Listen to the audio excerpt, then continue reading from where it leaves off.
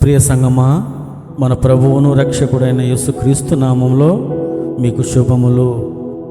యేసుక్రీస్తు చేత ప్రేమపడుచున్న ప్రియ సంగమా, ఈరోజు సంఘము వెలుపల ఉన్నవారు మన మీద కౌంటర్ వేస్తూ దేవుడు ఒక్కడే కదా, మరి మీరు యెహోవాను దేవుడు అంటున్నారు, యేసుక్రీస్తును కూడా దేవుడు అంటున్నారు కదా అని ఎగతాళి చేస్తున్నారు. దీనికి కారణం మనమే.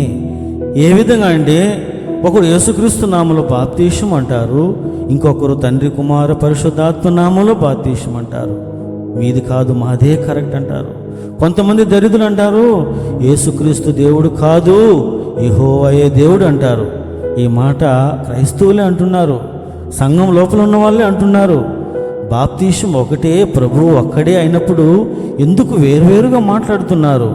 అందుకే పరిశుద్ధాత్మ దేవుడు యెషయా గ్రంథంలో 9వ అధ్యాయం 6వ వచనంలో నిత్యుడగు తండ్రిని సమాధానకర్తకు పరిశుద్ధాత్మను కలిపి పేర్లు అనక పేరు అని ఏకవచనంగా సంబోధించాడు.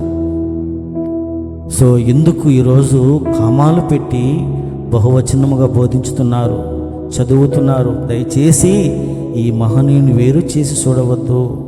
చాలామంది అంటారు, ఆదికాండము 1వ అధ్యాయం 26లో దేవుడు మన పోలికని సంబోధించాడు కదా ఆదామును చేసేటప్పుడు. మరి అదే గ్రంథకర్త 5వ అధ్యాయం 1వ వచనంలో దేవుడు తన పోలికలు ఆదామును చేసుకున్నాడు అంటారు కదా. ఎందుకు ఇలా ఉంది, అక్కడ అలా ఉంది అని ఆలోచిస్తే, ఆదికాండము 1వ అధ్యాయం 26వ వచనంలో ఆదామును తన స్వరూపంలో చేసుకున్నప్పుడు దేవునితో దేవకుమారులు ఉన్నారు. అందుకే అక్కడ దేవుడు వేరు అనకుండా మన అని సంబోధించాడు. ఇది 38వ అధ్యాయం 7వ వచనంలో చూడగలము. ఆమేన్, ఆమేన్, ఆమేన్.